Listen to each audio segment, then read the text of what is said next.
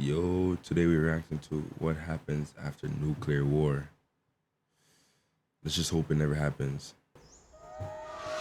Nuclear war would forever split human history into anything that happened before and the post-war apocalypse.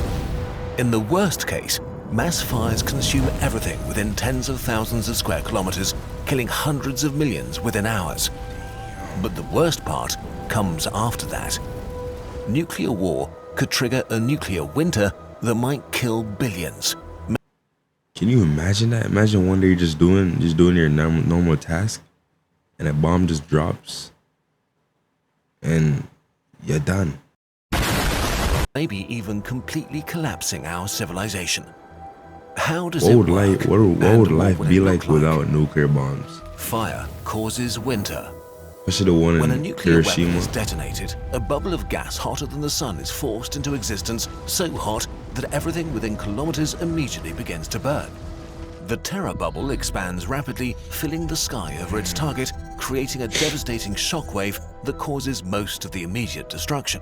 Basically, you break a lot of stuff and set it on fire. And in the worst case, this turns into a firestorm that consumes everything and everyone on the ground. Right after the explosion, a gigantic mushroom cloud rises over the destruction like a demon throning over its perverse work.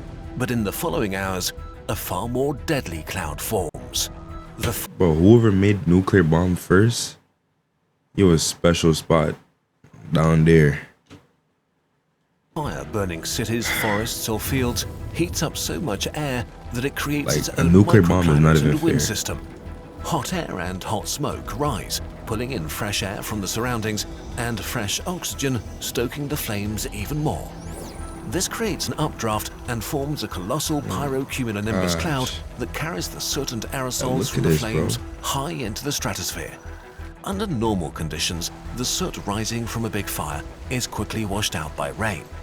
But a pyrocumulonimbus cloud can reach altitudes well above the height where rain clouds form. You're lying. Once above the tropopause, there's simply no weather to remove soot from the atmosphere, so it can stay aloft for years. If this happens to a single city, Wait, if a nuclear bomb happened, it could last for years?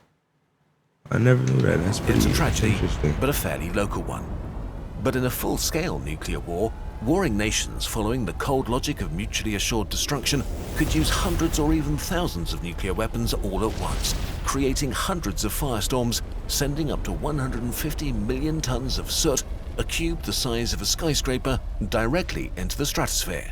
Wow. In the next few days and weeks, the soot begins to blanket the Earth at high altitudes, absorbing light high above the ground and preventing sunlight from reaching the surface. This is not like science fiction where the sky turns dark I'll and the just sun have one disappears. bomb? Winter is what happens when just a little Bro, less human sunlight beings hits are the ground, smart, man. and now suddenly a lot less sunlight gets through. Yesterday, the world was normal. Today, nuclear winter begins. Nuclear Winter winter. causes hunger. How bad nuclear winter would be is still an active area of research. It all hinges on one thing: how much stuff will burn really hot? How many firestorms will be caused by the heat of the explosions? This depends on many factors. Honestly, from the let's just materials hope this the don't city is drop made of, before to the GTA time of 5, the year, GTA if 6. a forest is nearby, and so on. I'm gonna be cheesed. So just keep in mind, we're working with some assumptions. Here's the good news. Nuclear winter is not permanent, and definitely no new ice age. The effects on the climate only last as long as the soot remains in the atmosphere, which is at most a decade or so until it clears out and temperatures normalize. 10 The bad years news after is that one this bomb? causes almost immediate climate change within a few weeks. It disrupts our climate system faster than any living being can adapt to. In this new climate, our seasons are one suddenly all wrong. Winters are much longer, summers shorter and colder, or gone altogether. This also means less evaporation over the oceans, which means less rain and maybe large-scale droughts. This is bad because our food eats the sun. Without good summers and enough rain, growing seasons shrink or even collapse. The majority of humanity lives in an area called the mid-latitudes, a strip of land that has the ideal temperature for our species, not just because it's not too hot or cold, it's also where the plants we eat grow best. The vast majority of the food we eat stems from a few highly efficient crops. This is crazy to mostly think about produced in a that few one very bomb can cause agriculturally this much productive damage. regions like And it the lasts US for Great over a Plains decade. or Ukraine. From these bread and rice baskets of the world, they get traded and shipped crazy. around the world. In the worst case of a full-scale nuclear war, the temperatures in the mid-latitudes will probably stay below freezing for several years. Nothing at all can grow under these conditions, and the world's bread baskets would suddenly turn empty. If food production crashes, the world's food producers would very likely ramp up prices or even stop Bro, selling I food start to eating other things I don't countries even like if eating. they're If that was still the able to case. farm their fields at all. It's easy to calculate how many people can be alive on Earth. You take all the calories we can produce and divide them by what the average person needs to survive. If you have more people than I'll be cooked. I won't even lie. Like, I need a lot. I eat a lot. Like, if that was the case, and food will be way up here. Like right now, they overcharge, but that's when they'll actually like fully be scamming y'all. calories, then within a few weeks, you don't anymore. Humanity has only a few weeks' supply of crops and food, not enough to survive this drastic drop in production. But the climate is not the only issue. Modern industrialized agriculture is a complex affair that relies on functioning supply chains to provide unthinkable amounts of industrially produced fertilizer and chemicals to kill weeds and vermin. Massive numbers of specialized modern machinery is Farming, the farming sowing, fields will be harvesting, dead. and distributing. Where else? After a nuclear war, Harvesting, all those especially if type the of fields countries that will be produced done. the food were part of the nuclear exchange, there may simply be no more fuel, fertilizer, or machine parts because there are no more oil refineries, ports, and other essential infrastructure left, damaging Wait, so there'll be no more fuels? So no more driving and stuff? Wow. global food production even more. Wow. Okay, so now that we've set the stage, let's look at what science says about the actual wars that could happen. Imagine being Actual nuclear war. Today, there are two main conflicts that scientists think about when making calculations of nuclear Okay. winter: a nuclear war between India and Pakistan, and one between the US and Russia. The most likely What's in smallish Russia? nuclear exchange would be fought today between India and Pakistan, with relatively low-yield weapons.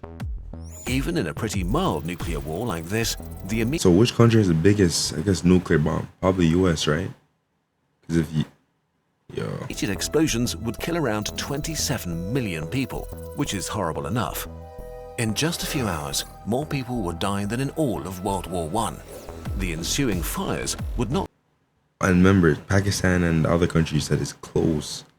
So imagine if it's a bigger bomb or like a more catastrophic bomb.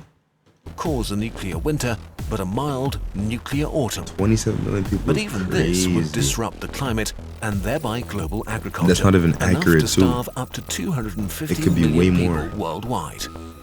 Unfortunately, India and Pakistan are in an arms race and have been increasing the number and power of warheads in their arsenal.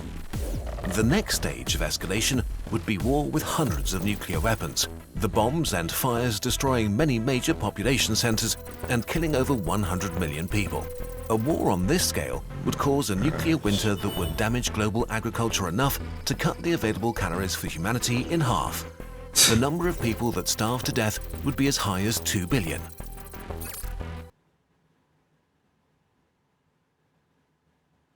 You're lying.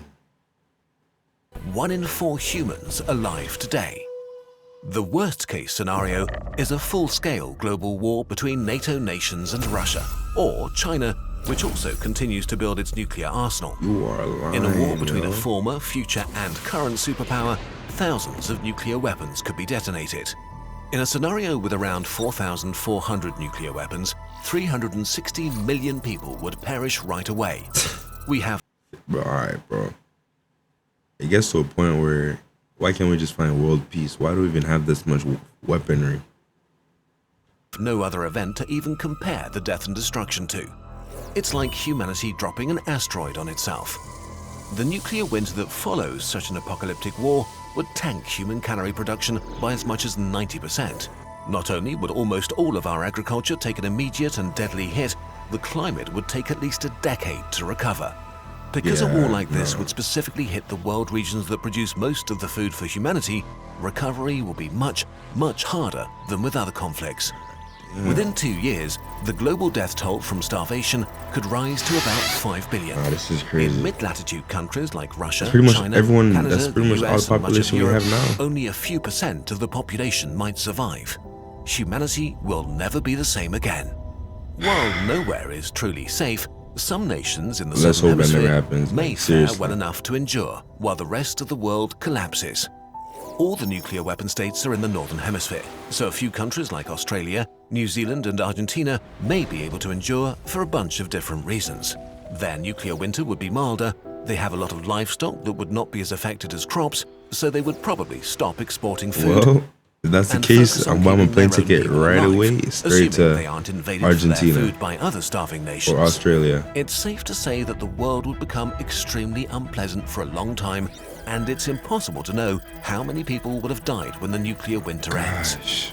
In the worst case, human civilization could collapse and the survivors would be thrown back thousands of years, slowly trying to recover a world full of scars and graves. It will never return to Eventually, when they've If that was the case, the world will never go back to how it was ever. I assume. rebuilt civilization, would they ever build nuclear weapons again? We know for sure that we need to do anything we can to make sure nuclear war never happens. Rejections in the what? Say abductive, but to hold. Well, looks like that's gonna top it off for what would happen if a nuclear war were to happen. And my final verdict is, let's just hope that never happens. Or if it were to happen, we need at least 5 years of playing GTA 6 before that can happen. And then I'll be cool with it. But for now, Alright, thank y'all for watching the video, and leave a comment to whichever video I'm going to react to next. And y'all catch y'all in the next one. Peace.